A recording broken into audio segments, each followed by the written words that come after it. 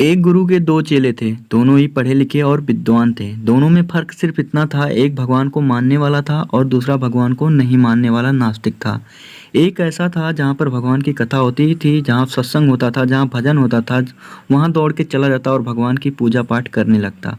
दूसरा शिष्य इन सब चीज़ों से काफ़ी दूर था। वह शराब पान भी करता था, वेश्याओं के साथ गमन करता था। सारी बुरी आदतें दूसरे शिष्य में थी। एक दिन क्या हुआ, एक शिष्य शराब पीकर अनाप शनाप बोलते हुए रास्ते में पैदल चलते हुए अपने घर को जा रहा था। अचानक उसको रास्ते में पैसों से भरा एक बैग मिल जाता है। उसकी खुशी का ठिकाना नहीं।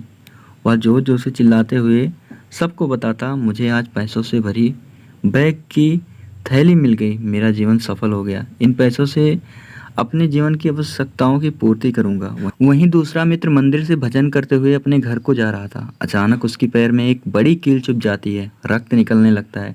ठीक उसी समय दूसरा शिष्य भी वहीं पहुंचता है और हंसते हुए उसको बोलने लगता है, क्यों, तुम ही हो ना जो सबसे ज़्यादा पूजा पाठ करते हो, भगवान का भजन करते हो। क्या दिया तुम्हारे भगवान ने तुम्हें? मुझे देखो, मैं कभी मंदिर नहीं गया, मैंने कोई भी काम अच्छा नहीं किया, मेरे घर में भगवान का मंदिर भी नहीं है। मैंने कभी अपने घर में सत्यनारायण का कथा भी नहीं कराया, भगवान के सामने कभी माथा नहीं टेका, फिर भी मैं कितना संपन्न हूँ, अमीर हूँ, मेरे पास पैसों की कोई कमी नहीं है, सबसे ज़्यादा सुखी जीवन में मैं ही जी रहा हूँ।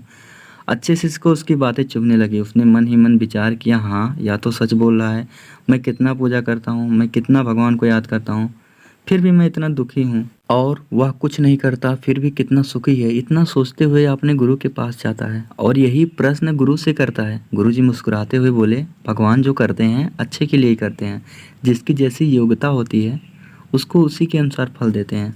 अब तुम्हारे प्रश्नों का उत्तर तुम जानते हो, भगवान ने तुम्हारे पैर में कील क्यों चुभाई और उसको पैसे से भरी हुई बैग क्यों मिली। सुनो, तुम पिछले जन्म में बहुत पाप किए थे, इसीलिए तुम्हारी आज मौत होने वाली थी।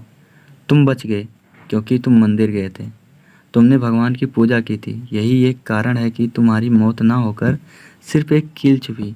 अब तुम्हारे मित्र की बात करते हैं। पूर्व जन्म में वो एक संत महापुरुष था, उसकी आज किस्मत बदलने वाली थी, करोड़ों के संपत्ति का मालिक बनने वाला था, मगर इस जन्म में उसने कोई भी अच्छा काम नहीं किया, इसलिए पूर्व जन्म के फल के अनुसार उसको थोड़े पैसे ही मिले, जबकि वो अरबों अरबों के संपत्ति का मालिक बनने वाला था।